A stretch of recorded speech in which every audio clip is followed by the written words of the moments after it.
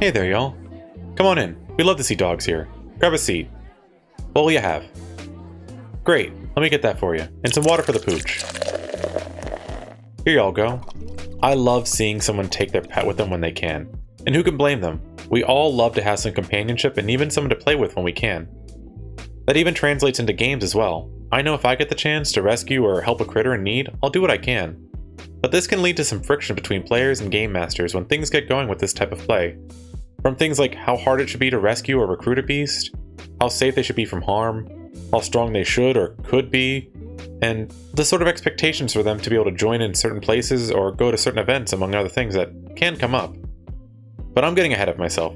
Hello there y'all, I'm Rain and this is Fennec Fables, where we delve into some fun prompts for adding depth to your TTRPG games, to give you some interesting ideas to think about as you play or prepare. In many games, and not just the ones focused on combat, people have a tendency to want to build up a group of animals or beasts. Sometimes it's to confront a challenge, either in a physical fight or in a battle of skills and will. Sometimes because it's a challenge in itself to tame and raise them, or because they just enjoy having some critters to talk to with and pretend to have pets as they roleplay. None of this is a bad thing in the slightest in intention, but as I was saying earlier, this can lead to some friction, especially if expectations are not aligned. Depending on the game you're participating in, these expectations may be in the forefront and far better codified than others.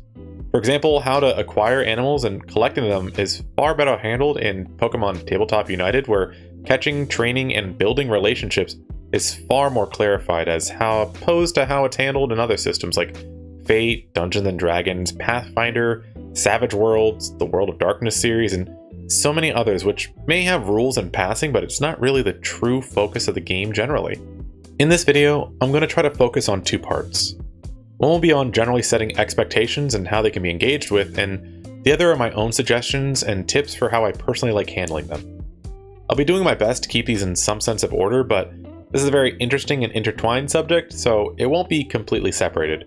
What can I say, with this video, getting my thoughts organized was like herding cats. Sorry, I had to put a few puns in here, I couldn't resist. Anyways, let's get to it. One of the first things I'll say about this before we really start is, I think that it's important that no matter how you want to handle these sorts of things and whatever system you're running it in, it's important to make sure that you keep it consistent and accessible to the players. This is one of those things that it generally won't come up, but when it does, try to make sure that everyone understands how you'd like to handle it, and then listen to their concerns and intent and see if there's a happy medium you can arrive at, if at all possible. That said, I would really hope that players can recognize the frustrations that a game master may have and be amenable to working with them as well, since they are trying their best to make a fun experience and some things may not work well and put more work on them into the roleplay, balancing, tracking, or managing among other duties. Not trying to sound like a martyr here, but it can be tough for some DMs to manage. I think it's important at the start to make a clear separation between what constitutes a pet and what makes a combatant or companion, especially as it pertains to games with a combat focus or mechanical advantage. In many games, there will be critters that folks will have with them, as in many common story tropes such as a pirate and their trusty parrot, the charming rogue and their fast-handed monkey friend, the librarian and their fluffy cat, or even the lone orphan and their solitary friend the mouse. This makes for great roleplay interactions and help build the lore of a player. When some issues arise for many is when they then fall more into the combatant or companion role. I'll be getting more into the issues that can arise further into this video, but for my point there is a distinction between these two, and some points will focus on purely roleplay pets, and others on those that may be used to engage more mechanically with whatever your game is playing with, either in combat or skills. Suffice it to say, generally, when a critter is there to be interacted with, it won't be that much of an issue. If it instead interacts with the world, then that's a horse of a different color. Generally, my recommendation for these is to make sure that while pets are fun and can be great for games, you should make sure that someone's pet does not end up becoming a replacement or competitor for someone else's role or niche in the game, or even usurp something that someone else had to spend resources or time for. Pets should remain just that, pets, and not become a sidekick, or else you can end up with a player effectively operating two player characters for the cost of one. As an example, if your game has a caster whom had to spend time, money, and possibly some other cost to create a familiar to which they can use to perform tasks, or a fighter whose main gimmick is to have a companion to fight alongside them as a core part of their class or feature, and you then have a fellow party member make one skill check, to then have something just as good as, or worse, better, that join them, it can be rather disappointing to have spent that effort in the eyes of the other party members while also giving that player the benefits of the other class's efforts without them having to lose out on their own benefits. Basically, they get all the benefits with none of the extra effort, and it can feel rather deflating to say the least. It is also important to make sure that these critters do not go beyond the scope of their abilities. I'll be getting into my own preferences later on in this, but I will say it is important to be sure that the role of a pet does not ignore the limitations of their own abilities. While a dog, cat, or rat for sure can be adorable, if you allow it to be given the same utility as a familiar or companion animal with no training or cost, that too can be rather unsatisfying.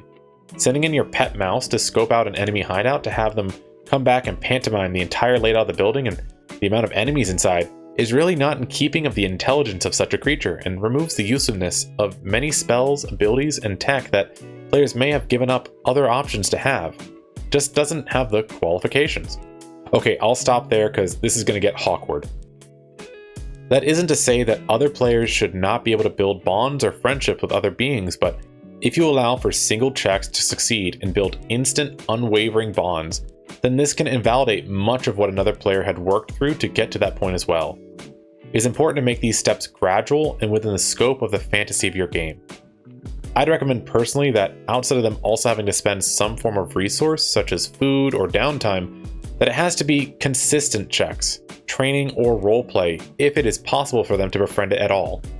Depending on how far along they've gotten, I'd recommend scaling the checks or resolution difficulty to be relatively hard at the beginning and ease up farther along as the pet has not been mistreated. Of course, domesticated animals may be far easier to convince, but this shouldn't translate as well to wild or possibly sentient beasts. If it is easy for someone and everyone to accumulate a menagerie of such beasts from chipmunks up to lions and tigers and bears, oh my. Well, now it's just too much. It should be reasonable for you to also put some restrictions, either strictly or as a gentleman's agreement, on the sheer bulk and numbers of what they may try to have come around with them, but this leads into being mindful of what can be a pet and how creatures are interacted with. It is common for folks to want to have a single check or high roll or result of a resolution mechanic equal into whatever they're conversing with to become an ally forever with no maintenance to that bond whatsoever. And if handled this way, you will end up with a group of far more than the usual mounts following you around. As a game master, you should keep in mind what could be made a pet or companion in the first place. One of the first key things is it an intelligent or sentient being? While they may not be on the same level of human intelligence, though this can be arguable depending on how ridiculous your party or fellow players may act, if they do possess a suitable level of intelligence or sapience, then attempting to make them a pet is not the proper thing, though this isn't to say they can't be made an ally or friend still. But the dynamic of a pet is altogether different, and would be inappropriate for something that has an intelligence high enough to be sapient. Another point also being, are they friendly or amenable to this form of interaction? Domesticated animals can be worked with fairly easily due to the ages of work and, well, domestication. Wild beasts, on the other hand, do not have this and will be highly resistant to these attempts, unless circumstances align to differ. Some players do not see a difference to a snarling, ferocious beast that has just finished ripping to shreds a bandit that has invaded their territory, and a kitten taking a few nips at a finger at a pet shop. You'll have to do your best to convey to them, in some instances, that what they are trying to engage with is likely not amenable to joining them. This won't always work, but if they don't seem to grasp it diegetically, you may want to say above board and out of game that this isn't something that will join them or stick around long term. You will have to decide this for how it suits your own table, whether you want them to have their own failures or if you would rather save the time of the attempt. This isn't to say that they cannot interact with them and even use them to further their own goals. Some beasts may be placated with food or other things that they will covet, but having them tag along post whatever scenario they may be found in that aligns them with the players isn't something that's feasible and is something that the characters should be prepared to understand. For example, let me propose a scenario to you. Your player characters could find themselves in a predicament where they are trapped in a tyrant's fight pit. They are restrained at the legs and they will face some difficulty if they try to escape like this, but they hatch a plan. They are next to the cages of the two vicious lions whom they will be unleashed with as they entertainment for this bloodthirsty queen in her throne room. Now, your players had some time with these beasts before the fight began and realized they were starving to death.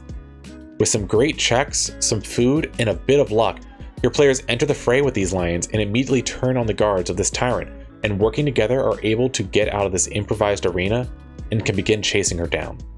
The lions fought against the captors and followed the player characters as they worked their way to the outside, but once they are in the open space outside the confines of this place, they set themselves off into the woods in a bid for freedom. I'm sure your players would wish to have them along as they would be great allies, but without additional abilities to befriend them or without another resource they'd naturally wish to escape to their freedom. It makes for a great moment and allows them to be creative, but it's important to maintain the balance and fairness of your game. Now, speaking of fairness, I feel there is something else that should also be brought up. If and when you allow your players to gather allies to fight with is your choice, and they should be aware of the risks both of interacting with beasts as well as the risk of those beasts either dying or leaving. That said, it's important to also check in with players on how they feel about the risks to their roleplay-centric pets. Beasts that are part of a class or picked up to be used in combat do have an assumed risk to them facing danger, but how you handle risk to other critters is an important discussion. Some players are fine with dangers and may feel the risk to their pets keeps things interesting, while others would be absolutely devastated if the dog they've had since their player character's childhood that's based on their own personal pet were to be struck down. It is important to make sure that everyone's on the same page on how these should be handled and what everyone's comfort level will be. How you decide will be up to your table and their individual circumstances, but here's my own 2 cents. I tell my players that unless they state otherwise, pets are assumed to be safely tucked away and are safe from harm as long as they are not used to engage in mechanical acts. Sure, they can dance in the street with the bard for some extra cute flavor, or sit next to them during a confrontation for, again, that added intimidation flavor, but the moment they try to be sent off to scout, enter the initiative, provide help, or anything similar to that, they are no longer safe and are at the same perils as anyone else fighting will face. This is how I handle it, and so far it's been favorable to my players and seen as a fair compromise. It's important to have these understandings, in particular with pets, as many of us connect these animals to our own in real life experiences, and the loss of one that we felt were safe can bring back some sad memories. While the trope of kicking the puppy can be very easy and cheap shorthand, you should keep in mind the wishes of the players and their lines and veils. While I do love making games feel realistic and alive, there are things that we must and should do to keep people's emotional well-being in mind. I feel that as long as they can appreciate not trying to game the system, then them feeling safe is alright in my book. One last thing I feel it's important to bring up is to be mindful of keeping animals actually relevant in the game after they are acquired. This can be in terms of making sure that they are actually being tended to in terms of food, care, and training if your game is more focused on realism, or to make sure they don't end up forgotten altogether until they're useful or pertinent, like a certain raven from that one TTRPG comic. Order the stick. If you can make sure that they can be brought up and still pertinent, either in things like travel, such as while you're on horseback, where is Spot the puppy riding? An NPC seeing your pet cardinal and remarking about the one they had just like it when they were young, or when you're entering into cities or towns, such as when you arrive at the town gate, the guard bristles upon seeing your bear cub that is trailing behind you. Small things like this can help them from fading into obscurity, which does happen a lot when players pick up something they thought was cool and then 2 sessions later forget they ever had it at all. Not all these suggestions or ideas are hard and fast rules. You can and should adjust if you find it doesn't suit your table's needs as your game progresses. In the end, however you want to engage with these topics and how difficult or engaged you wish them to be is entirely up to you, but I hope that these suggestions and points may give you some pause and help you prepare for them in your own games. Thank you so very much for watching and hopefully enjoying this video. If you've made it this far, I'd love for you to go in the comments and share your own experiences with pets and games, good or bad. Or if you have none at all, you could just tell us about your own wonderful pets. Fans of the channel are sure to know just how much I love my little pitty, Pluto. If you can, a like, a share, or especially a subscribe really helps as I work on getting more of these videos out. And if you enjoy answering TTRPG prompts or questions, please join me on Twitter or Blue Sky, where I post daily, which is linked on the main channel page. Who knows, your responses may be part of a future video. Thanks again, y'all, and I hope that these ideas were useful to you and help you tell better tales. Bye!